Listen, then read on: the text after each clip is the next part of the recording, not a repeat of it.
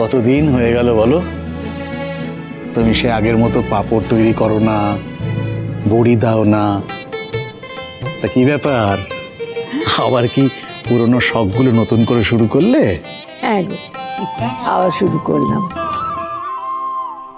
পুরনো জিনিসপত্র ছুঁড়ে ফেলে দিয়ে নতুন জিনিস আঁকড়ে ধরেছিলাম, তো দেখলাম ভুল করেছিলাম। কথা আছে না, পুরনো চাল ভাতে পারে। আবার একটু শুরু করলাম। খুব ভালো করেছো মা।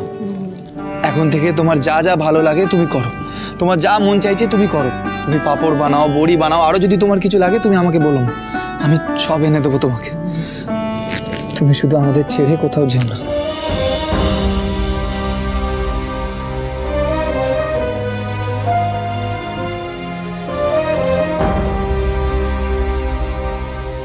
তুমি প্লিজ চুপ করে থেকো না। তুমি আমার উপরে অভিমান করেছো, তাই না আন্টি? মা মা বিশ্বাস করো, আমরা তোমাকে অনেক খোঁজার চেষ্টা করেছি, কিন্তু কোথাও পাইনি। কি করছো কি? এই সমস্ত জামা কাপড়ে আমাকে ধরছো, একটু আগে আমি সন্ধে দিচ্ছিলাম না?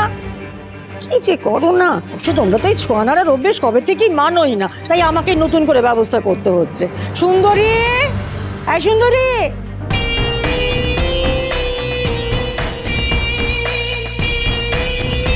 এদেরকে হাত মুখ ধোয়া জল দে।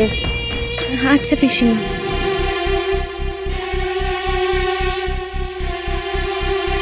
এই মেয়েটা আবার কে? মামি, এই ছেলেটা আর ওই মেয়েটা কে গো? আসলে ঘোষ বাড়ির বউরা তো সমস্ত উঠতে বেরিয়েছিল, আমি তাই আশ্রম থেকে আসার সময় সুন্দরীকে চিকুকে সঙ্গে করে নিয়ে এসেছি। ওরা আমাকে হাতে হাতে কাজে সাহায্য করেছে, এই পুরো ঘোষ বাড়িকে পরিষ্কার পরিচ্ছন্ন করে রেখেছে। আশ্রম?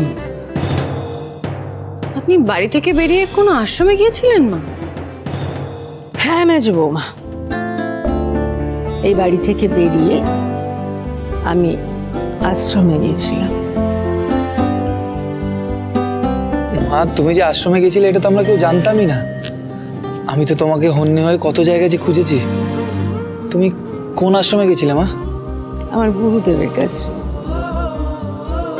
তোমার গুরুদেব? মানে ওই বিতনুদা?